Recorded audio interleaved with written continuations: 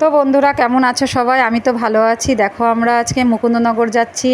আমাদের বাড়িতে এক দিদি এসছে, এর আগের ভিডিওতে বলেছিলাম দিদিরা বেড়াতে এসছে আমাদের বাড়ি, তাদের নিয়েই যাচ্ছি মুকুন্দনগর ঘুরতে।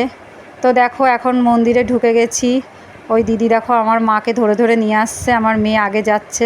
এদিকে একটু বৃষ্টিও হয়েছিল সেদিন, খুব জল জমেছিল। তা মন্দিরটা ভেতরে ঢুকলাম আমরা। আমাদের বাড়িতে যেই আসুক না কেন একটু এই মন্দিরে নিয়ে আসি আমরা মুকুন্দনগরে। আমাদের খুব ভালো লাগে জায়গাটা, বেশ বছরে অনেকবারই আসা পড়ে। দেখো ওখানে একটা মৌমাছির চাক হয়েছে, যখনই আসি তখনই ওখানে একটা দেখতে পাই এরকম।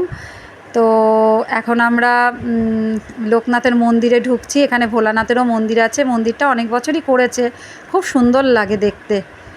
তো দেখো ভেতরটা এত ভালো লাগে, খুব হাওয়া, গঙ্গার হাওয়া। আর এই দেখো লোকনাথের মন্দির, এখানে খুব সুন্দর লাগছে বাবাকে।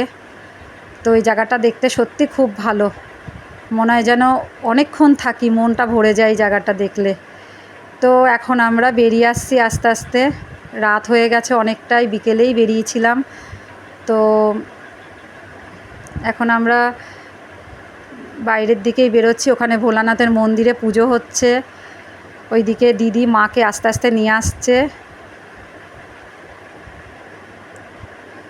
তো আমাদের দেখা হয়ে গেছে, আমরা এখন রাস্তায় যেতে যেতে অনেক প্যান্ডেল, ঠাকুর, অনেক কিছুই দেখেছি।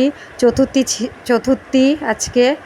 তো আমার ভিডিওটা যদি ভালো লেগে থাকে লাইক কমেন্ট শেয়ার করে দিও। সবাই ভালো থেকো।